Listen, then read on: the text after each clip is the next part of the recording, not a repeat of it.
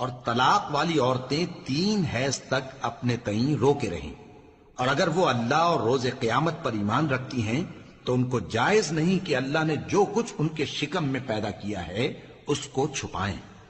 اور ان کے خاوند اگر پھر موافقت چاہیں تو اس مدت میں وہ ان کو اپنی زوجیت میں لے لینے کے زیادہ حقدار ہیں،